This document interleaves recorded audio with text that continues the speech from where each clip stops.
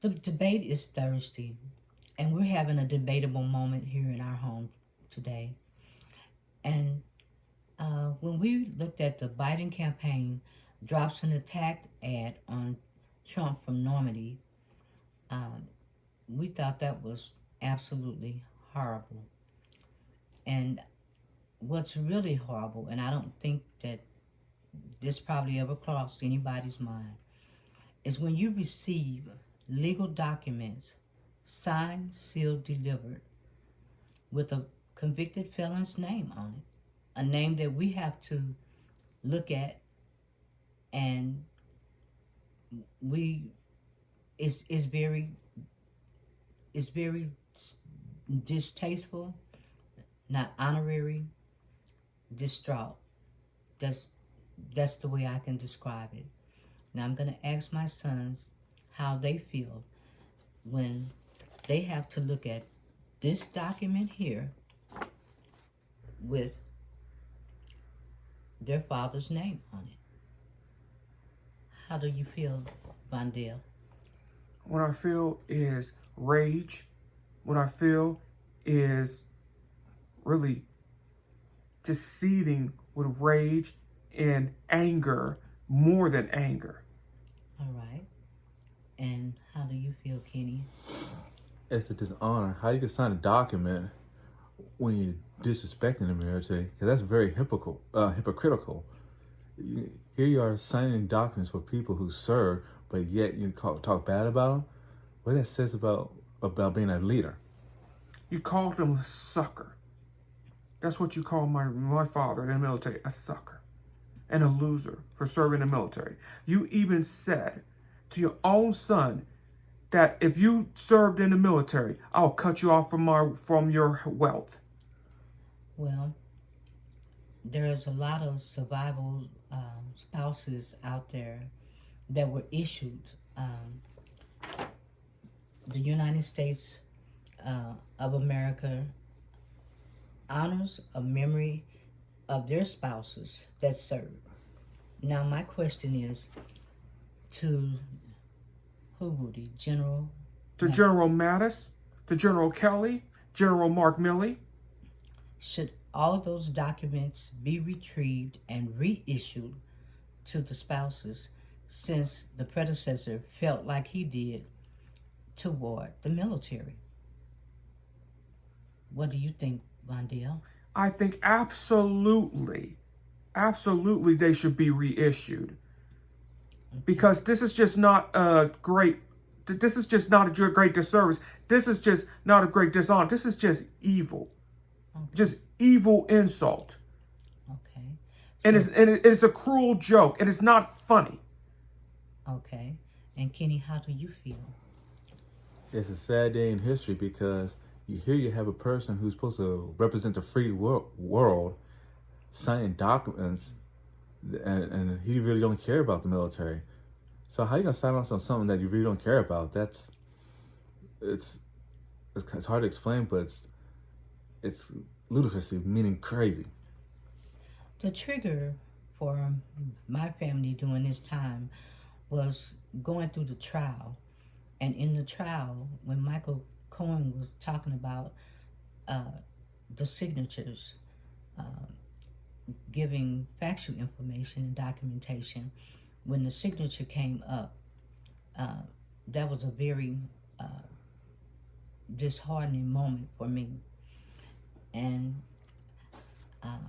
I just felt that when I kept looking at this signature, I just thought that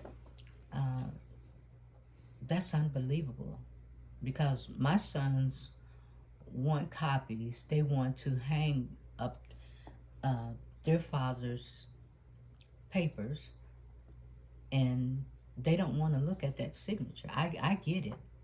I really understand it. I don't want to look at it either. And so I'm just asking, in this debatable moment, is it any way possible that anybody during that time that has served in the military, that was issued a document honoring their spouse for their services, can that be reissued to the family with President Joe Biden's name. Kenny, would you like to say something else? In respect to who all was served, you have made made sacrifices and honorable sacrifices, and to have your documents signed by a felon, it's the service. Okay. And Von Dale, would you like to say something? I would like to say something. If you are a convicted felon, you lose your right to vote. You can't even get an apartment. You cannot even serve on corporate boards. So why is this the predecessor signal is even on there? It's just beyond despicable to me. Because felons cannot even serve in the military. You cannot even get a government clearance if you're a convicted felon. At the time, he was president, and I think it's just so hypocritical that he had all these feelings about the military, and we didn't know that. Well, it's kind of like we didn't know that he would pass away under the administration of the predecessor. But when that paper came back, it was hard then, because Mr. Garrett at the time had very negative feelings toward the predecessor. Before he even became Even before, talking about the predecessor was a trigger. It was. But this is not good for us. It's not good. And we're just asking in this debatable moment, once again, can this be removed from any of the documents that were issued at the time? Any family, any spouse, that I don't know, some people may want it on there, fine, but we don't. And I wish that General McMasters, General Millie, and General Kelly could come forth and tell how the predecessor really felt, because it leaves families behind thinking that, after seeing that video, seeing the predecessor calling people suckers, and that was just devastating. And the thing that really was devastating, number 44 on Memorial Day went out to the cemeteries to honor the fallen. Number 46 went to the cemeteries to honor the fallen.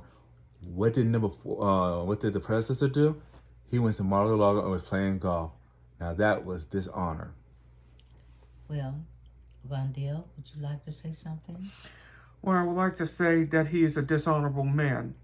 What I would like to say that the predecessor is a traitor to the United States. And he is not even worthy of signing of even the breath of the U.S. military, or worthy of this signature of my father. Period. So, if the signature if this document with that signature is the same signature that he was judged by his peers of 12, convicted him on 34 accounts, then that means that he will sign off. He will sign off on many more documents and just sign our lives away. So we're having our debatable moment. We hope that, you think about this and address it. Because, like I said, my sons would like to have copies, but they want copies with Joe Biden's signature. Somebody that's honorable. and who actually cares. And decent. Empathy, sympathy, and compassion. That's what we would like. I don't know if anybody else have what they're That is also not a Russian asset. And like I said, a signature could sign your life away. And we don't want our life signed away. We don't want our country lives signed away, the people in our country. And so on that note, we appreciate you listening to our debatable moment. And we're looking forward to the debate on Thursday. And we're out.